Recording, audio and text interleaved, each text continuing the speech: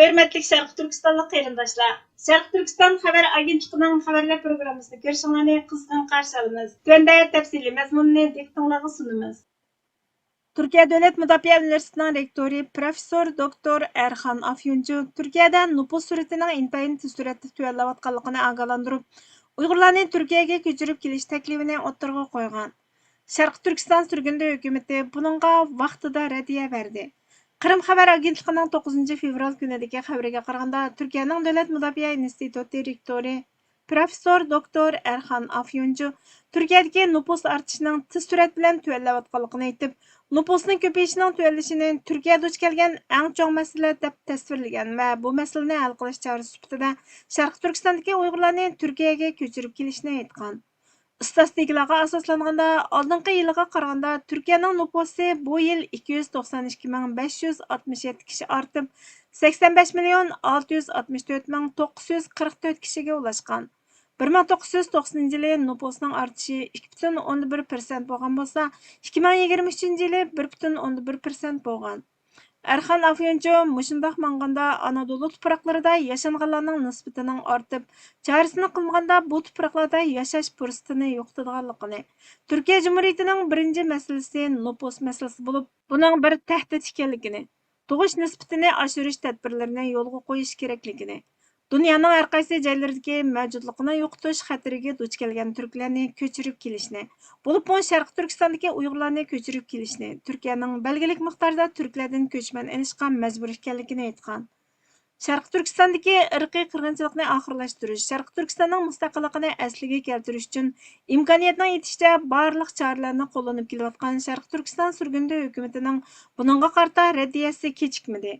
Sharq Turkiston surgunda hukumatining tashqi ishlar va bexatarlik ministri Salih Xudoyor apandi 9 fevral kuni buningga raddiya berib, Profesör Erhan Afyoncuning Uyg'urlarni Sharq Turkistondan Turkiyaga ko'chirib kelish tavsiyasini keskin bir shaklda rad qilamiz.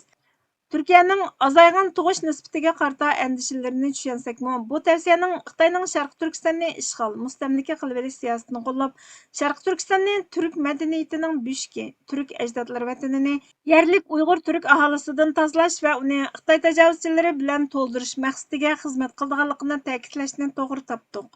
Agar Turkiya nüfusni ko'paytmoqchi bo'lsa, eng yaxshi usul fuqarolarga tug'ilish nisbatini ilgari suradigan siyosatlarni yo'lga qo'yish. Turkiya hukumati ishga yoki uningdan ko'p bolasi bor oilalarga bojni kechirim qilish, turalg'u yordami, bola beqish yordami qatorliq usullar bilan iqtisodiy va ijtimoiy farovonlikni oshirishi kerak. Ailening baxt saodatini kuchaytiradigan bunday siyosatlar uzun muddat sijil va unumli hal qilish chorasi bo'la oladi. Shundaqmi yanala ko'chirishga muhtoj bo'lsa, Türkiye avval Yevropa ve dünyanın her qaysi joylarida yashaydigan millionlarca Türk vatandaşlarını chaqirib, qaytirib kelishi, ularga texmi yaxshi bo'lgan iqtisodiy, ijtimoiy, moliya fursatlarini sunib, yangidan yerlashishiga madad berishi kerak. Bu yetarli bo'lmaganda Suriya va Iroqdagi etnik turklarning Turkiyaga o'rinlashtirilishiga boshlamchilik qilishi kerak. Chunki bu aholilar Turkiya bilan tarixiy, til, kultural jihatda o'rtoqlikqa ega va yaqin chegirdosh qo'shnilari. Yanımı ko'chmanga ehtiyoj bo'lsa, Ozarbayjon, Qozog'iston, Qirg'iziston, O'zbekiston, Turkmanistonga o'xshash mustaqil turk jumhuriyatlari bilan nüfus tangpunligini muhofazat qilib, kontrollik ko'chman siyosati doirasida hamkorlashsa bo'ladi. Uyg'urlarning ona vatanlaridan chiqarilishi faqat Xitoyning Sharq Turkistondagi yerlik nüfusni mangulik yo'qotish va Sharq Turkiston davosini butunlay yo'qotish strategiyasi uchun xizmat qiladi. Buningga asla yo'l qo'ya olmaymiz. Agar Turkiya haqiqatan Uyg'urlarning mavjudligi va huzuriga ahamiyat beradigan bo'lsa, Xitoyning ishg'ol, irqiy qirg'inchilik siyosatiga qarshi siyosiy va strategik yordam berishi, Falastinliklarga o'xshash turk irqidan bo'lmagan xalqlarga bergan yordamini Sharq Turkiston xalqiga berib, Sharq Turkistonning qonunliq mustaqilligini asliga keltirish ko'rishiga yordam berishi kerak. Uyg'urlarning mavjudligi vatanini tark etishda emas, o'z tuproqlarida mustaqil Sharq Turkiston Cumhuriyetining qaytadan qurilishida yotmoqda, dedi. Sharq Turkiston surgunda hukumatining Turkiyaning Davlat Müdafiə İnstitutu rektori Profesör Doktor Erhan Afyoncuning Sharq Turkistondagi Uyg'urlarni Turkiyaga ko'chirib kelish taklifiga qarshi e'lon qilgan bayonoti Hindiston Supsi xabar to'rida va Lobby Turk kanalida 10 fevral kuni tafsiliy xabar qilindi. Xitoy yasagan sun'iy idrok DeepSeek Uyg'urlar duch kelgan irqiy qirg'inchilik urushlarni tarixdan o'chirishga tirishgan. Independent xabar torining 13 fevral kunidagi xabariga qaraganda, DeepSeek tez suratda taraqqiy qilayotgan sun'iy idrok dunyosida yuqori pallaga ko'tarilib, Amerika yasagan sun'iy aql ChatGPTning kuchli raqibiga aylangan. Xitoyning irqiy qirg'inchiligiga uchrayotgan 30 million atrofidagi Uyg'urlarga nisbatan aytganda, uning bozorga selinishi Uyg'urlarni tarix sahnasidan tamoman yo'qotishning boshqa bir yo'li hisoblanadi ekan.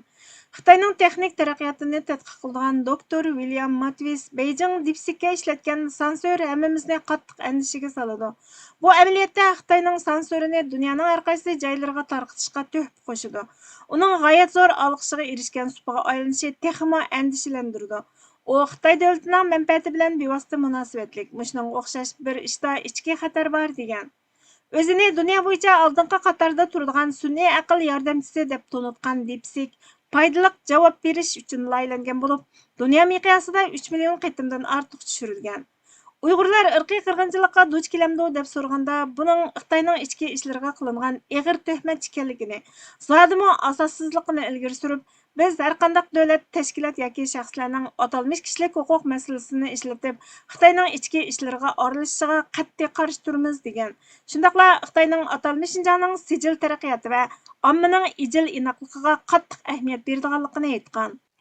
Xabarda yana ba'zi kishilik huquq faoliyatchilarining Sharqi Turkistondagi Uyg'ur va boshqa Turkiya xalqlarga erkinlik berishni talab qilganligi xabar qilingan bo'lib, Sharqi Turkiston surgunda hukumatı 12 fevral kuni ijtimoiy axborot supisi X'da buningga inkas qaytirib, Uyg'urlar Sharqi Turkistonning mustaqilligini asliga keltirishni talab qilmoqda. Ular Beijingdan atalmish texmi cho'ng avtonomiyani talab qilmaydi. Atalmish avtonomiya Uyg'urlarga Xitoy ishg'oliyati ostida mustamlikachilik va irqiy qirg'inchilikdan boshqa narsa elib kelmadi dedi. Shveysariyadagi Tibetlar va Uyg'urlar Xitoyning besimiga duch kelmoqda ekan. Shveysariya uchur xabar torining 12 fevral kunidagi xabariga qaraganda, Shveysariya hukumatining chorshanba kuni e'lon qilgan dokladida Shveysariyada yashaydigan Uyg'ur Tibet xalqi Xitoyning besimiga duch kelgan. Xitoy Uyg'ur va Tibetlarni o'z xalqiga, jamoatiga josuslik qilishga ilhomlantirgan. Federativ Adliya ishxonasi va Davlat ko'chmanlar ishlari kotibat boshqarmasi havola qilgan Basil universitetining tadqiqot natijasiga asosan e'lon qilingan doklad parlamentning mo'ljallarga javob bergan. Doklad tayyorlagan tadqiqotchilarning so'ziga qaraganda, diasporadagi bu ikki siyosiy faoliyatchi guruhining a'zolari sistemlik nazorat qilinadi ekan, suratga tortilib filmga aylanadi ekan. Tibet va Uyg'ur mahallalari bilan siyosiy munosabati bor Shveysariya fuqarolari nazorat ostida qolgan. Shveysariya Yevropa Ittifoqining Xitoyga qaratgan jazolarini ijro qilishni rad qiladi ekan. Shveysariya hukumati oldini olish, moslashtirish va tunishni oshirishga munosabatlik bir qator qo'shimcha tadbirlarni muzokara qilishni tavsiya qilgan.